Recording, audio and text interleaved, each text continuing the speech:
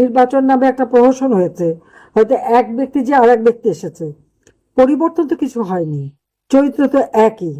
আজকে শুনলাম একজন সাবেক সেনা অফিসার মেজর জেনারেল তাকে গ্রেপ্তার করেছে।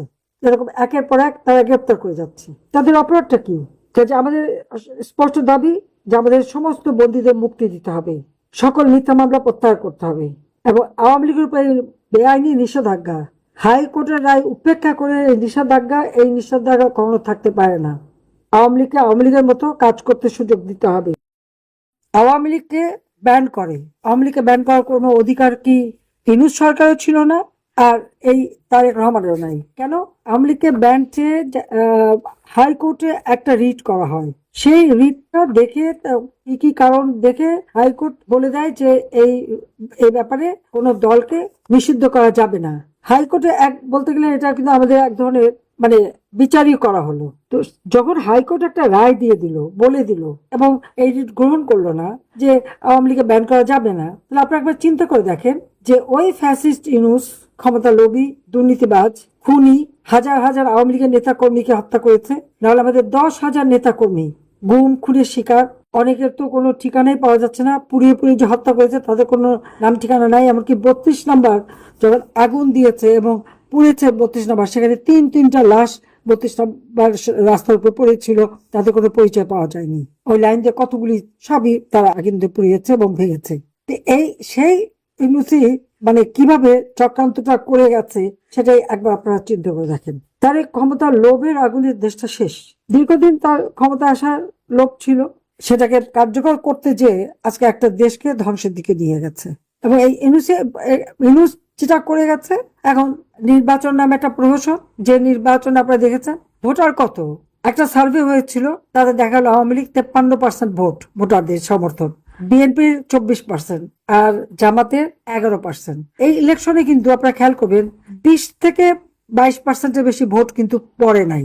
তারপর বিএনপির অনেক নেতারা আওয়ামী লীগের অনেক নেতাদের সাথে যোগাযোগ করেছে, সমর্থন চেয়েছে, জামাত যেন না আসতে পারে সেই সমর্থন চেয়েছে, এবং জামাতকে ঠেকাতে এই সমর্থনটা দেওয়া হয়েছে অনেক জায়গায়। কিন্তু একটা জিনিস খুব রহস্যজনক, আমি খুব চেষ্টা করছিলাম যে প্রত্যেকটা ভোট কেন্দ্রের ভোটের তালিকা পাওয়া যায় কিনা, সেটা কিন্তু নাই। কারণ ব্যাপকভাবে যে ভোট চুরি করেছে সেটা প্রকাশ হয়ে যাবে, বোধহয় ওগুলো এখন ঠিকঠাক করার চেষ্টা করছে। যাক, আমি এইটুকুই বলবো যে আজকে আওয়ামী লীগ ব্যান্ড একটা অবৈধভাবে ক্ষমতা দখলকারী, সে কি করে একটা জনগণের নির্বাচিত সরকারকে উৎখাত করা এবং ক্ষমতা বসা, এবং সেই রাজনৈতিক দল, যে রাজনৈতিক দল 1949 সালে প্রতিষ্ঠিত, যে রাজনৈতিক দল বাংলাদেশের স্বাধীনতা এনে দিয়েছে, সেই রাজনৈতিক দলকে কিভাবে তারা ব্যান করে, নিষিদ্ধ করে, এটা করবার অধিকার তাদের নেই।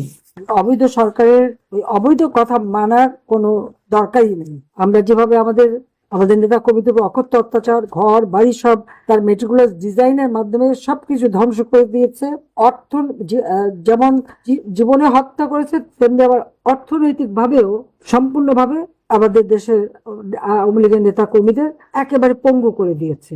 কাজে আমাদের, এমনকি যারা প্রধান নির্বাচন কমিশনার, আমাদের প্রধান বিচারপতি থেকে শুরু করে সবাইকে অপমান করা, সামরিক অসামরিক অফিসার, পুলিশ অফিসার, তাদেরকে গ্রেপ্তার, হাত করা পড়ানো, আওয়ামী লীগের নেতাকর্মী, মুক্তিযোদ্ধা, তাদেরকে হাত করা পড়ানো, এটা কোন ধরনের বিচার?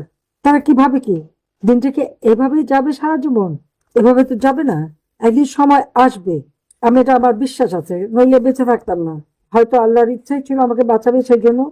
তো একদিন যখন আছি বেঁচে, নিশ্চয়ই এর প্রতিকার আমরা করতে পারবো। এখন আমাদের কথা একদম স্পষ্ট, যত মিথ্যা মামলা দেওয়া হয়েছে, এই আইসিটি সহ যত মিথ্যা মামলা, সমস্ত মিথ্যা মামলা প্রত্যাহার করতে হবে। আমাদের যারা বন্দী, সমস্ত রাজনৈতিক বন্দীদের মুক্তি দিতে হবে। আজকে 1.5 বছর তাদের গ্রেপ্তার করে রেখেছে, বয়স্ক মানুষগুলি হাত করা পড়ায়, তাদের উপরে অত্যাচার করে, তাদের উপরে কোর্টের ভিতরে মারপিট করে। কি অসভ্যতা, একটা চরম। কোনো আইনের শাসন নাই, বিচার নাই, আর কি মব সন্ত্রাস। আইন নিজের হাতে তুলে নিয়ে পিটিয়ে পিটিয়ে মানুষ হত্যা করে, কুপিয়ে কুপিয়ে মানুষ হত্যা করে, বাড়ির মধ্যে ঢুকে যে মেয়েদেরকে রেপ করে। সংখ্যালঘু সম্প্রদায়, আইনজীবী, আওয়ামী লীগের এবং সহযোগী সংগঠনের নেতাকর্মী, সাংবাদিক, কেউ তো তাদের হাতে ছাড়া পাচ্ছে না। সকলের উপরে চরম নির্যাতন চালিয়ে যাচ্ছে, প্রতি পদে পদে মানবাধিকার লঙ্ঘন করে যাচ্ছে। হ্যাঁ, নির্বাচন নামে একটা প্রহসন হয়েছে, হয়তো এক ব্যক্তি যে আর এক ব্যক্তি এসেছে। পরিবর্তন তো কিছু হয়নি, চরিত্র তো একই। আজকে শুনলাম একজন সাবেক সেনা অফিসার মেজর জেনারেল তাকে গ্রেপ্তার করেছে। এরকম একের পর এক তারা গ্রেপ্তার করে যাচ্ছে। তাদের অপরাধটা কি? যে আমাদের স্পষ্ট দাবি যে আমাদের সমস্ত বন্দীদের মুক্তি দিতে হবে, সকল মিথ্যা মামলা প্রত্যাহার করতে হবে, এবং আওয়ামী লীগের উপরে বেআইনি নিষেধাজ্ঞা, হাইকোর্টের রায় উপেক্ষা করে এই নিষেধাজ্ঞা কখনো থাকতে পারে না। আওয়ামী লীগকে আওয়ামী লীগের মতো কাজ করতে সুযোগ দিতে হবে। তাছাড়া আজকে প্রত্যেকটা জিনিসের দাম বেড়ে গেছে। চাল, ডাল, তেল, লবণ, মাছ, মাংস, সবজি সব সাধারণ মানুষের ক্রয় ক্ষমতার বাইরে চলে গেছে। কাজে প্রত্যেক জিনিসের দাম কমাতে হবে, সাধারণ মানুষের ক্রয় ক্ষমতার আওতার মধ্যে আনতে হবে। আমি প্রত্যেক ঘরে ঘরে বিদ্যুৎ দিয়েছিলাম, প্রত্যেক ঘরে ঘরে বিদ্যুতের ব্যবস্থা করতে হবে। বারবার লোডশেডিং দেওয়া যাবে না। আজকে গ্যাস পাওয়া যায় না, গ্যাসের সিলিন্ডারের দাম বাড়িয়ে দিয়েছে, তেলের দাম বাড়িয়ে দিয়েছে। সবকিছু দাম কমাতে হবে এবং গ্যাস যাতে পর্যাপ্ত মানুষ পায় তার ব্যবস্থা করতে হবে। সিলিন্ডারের দাম কমাতে হবে। আজকে নারী শিশুদের কোনো নিরাপত্তা নাই, বালিকা নারীদের শিশুদের নিরাপত্তা নাই, অনবরত নারীদের উপর নির্যাতন চলছে।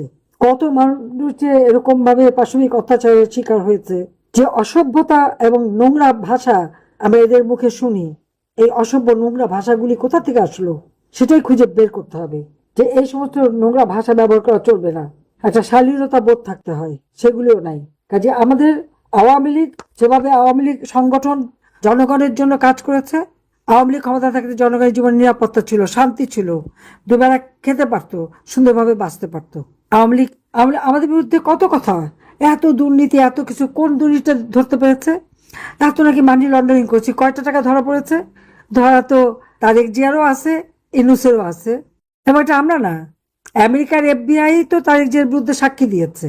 এবং তার পাচার করা টাকা, তারেক কোকো খালেদা জিয়ার পাচার করা টাকা আমরা উদ্ধার করেও এনেছি। এখনো তো প্রচুর টাকা, অর্থ তাদের। ইউনূসেরও সেই অবস্থা।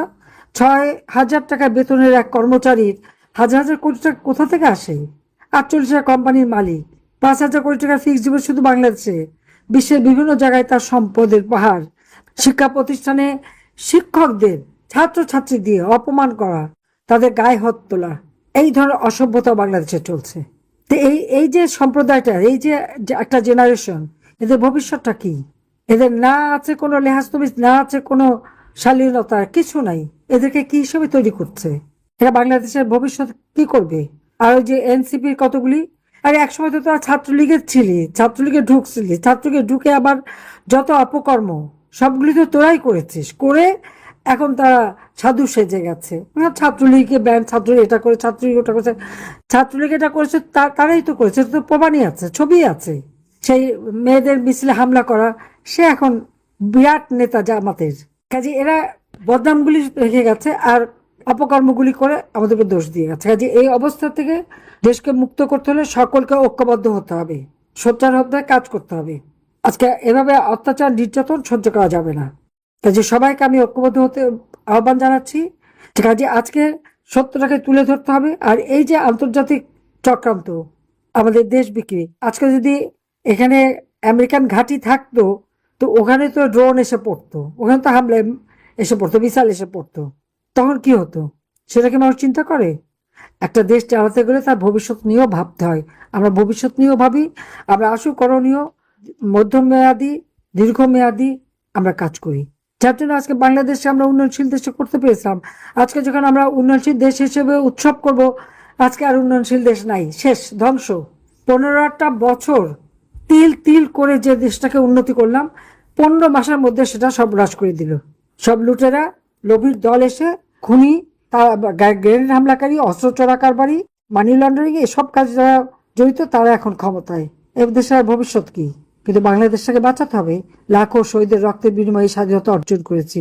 এই শহীদের সাথে যারা মুনাফিক করছে, বেইমানি করছে, তাদের শাস্তি একদিন বাংলাদেশে হবে।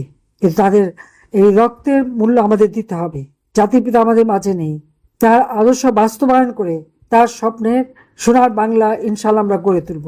2041 সালের মধ্যে ক্ষুধা, দারিদ্র্যমুক্ত, উন্নত, সমৃদ্ধ, স্মার্ট বাংলাদেশ আমরা গড়ে তুলব। এটাই আজকে আমাদের প্রতিজ্ঞা। জাতির পিতা বঙ্গবন্ধু শেখ মুজিবের প্রতি শ্রদ্ধা জানিয়ে আমি আমার বক্তব্য শেষ করছি। সবাইকে ধন্যবাদ। জয় বাংলা, জয় বঙ্গবন্ধু। বাংলাদেশ